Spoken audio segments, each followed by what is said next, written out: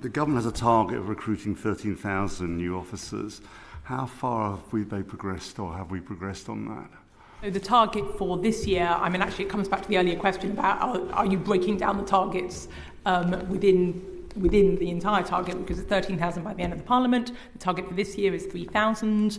We will be publishing the data in January. We publish at specific times. We will publish the data in January, which will take us up to September, but I can tell the committee that we're on track. And there will be targets each year, we will hear. Well, so the government's already committed to a police reform white paper. So obviously the plan on police reform will set some of the policy, but the commitment to the 13,000 is unchanged. It's a manifesto commitment. We've heard from Chief Constables that the politicians' obsession with police numbers actually gets in the way of actually them making decisions on how they actually run their police forces. Is that an issue or problem the Home Office can also see?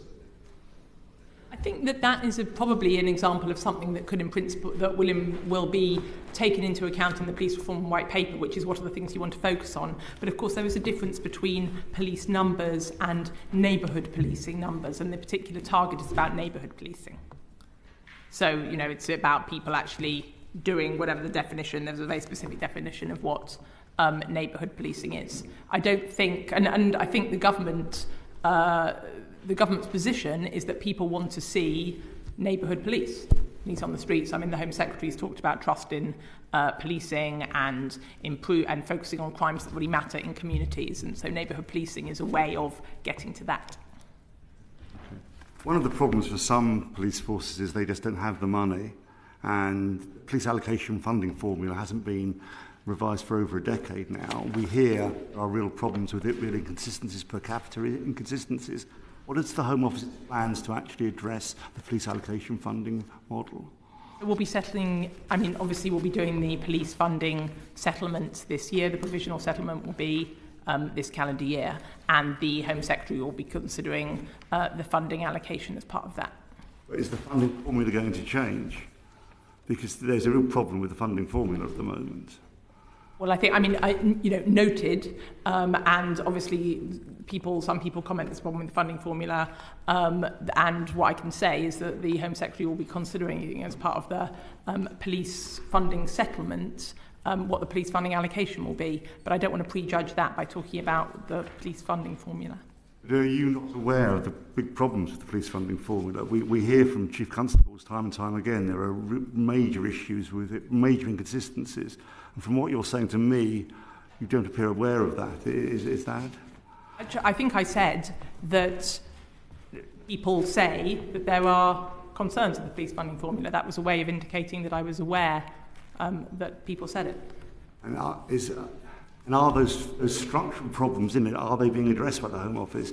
I know you're going to make, obviously every year you're going to make allocations, but is the actual underlying process going to be addressed, the actual mechanism? Because at the moment it's not working, we hear.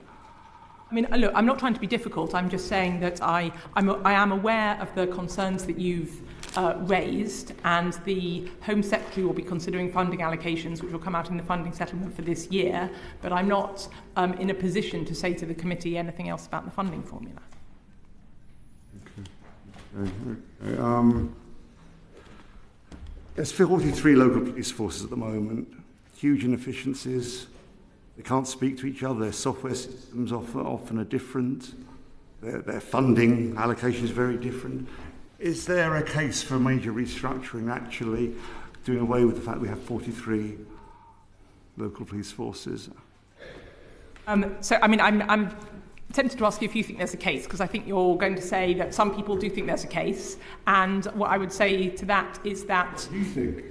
Well, what I think is that the government is going to has committed to publishing a police reform white paper, which will look at structures, technology, innovation, workforce, leadership, ways that policing can be allowed to do their jobs better by making those changes. And I would expect the issues of structure to be considered as part of that white paper. Does the Home Office have a view on whether or not 43 separate police forces is an efficient way of running our police service? Well, our job is to advise, to give policy advice to the Home Secretary, and then she'll make a decision, and that will be part of the police reform white paper, which will be published which is intended to be published this year, or rather last year it was committed that it would be published this year. So I don't think there'll be that long for the committee to wait. The Home Office isn't prepared to share its thoughts on this at the moment with us. You must understand that my job is to ensure that we're giving our best advice to the Home Secretary. It's for the Home Secretary to make a decision.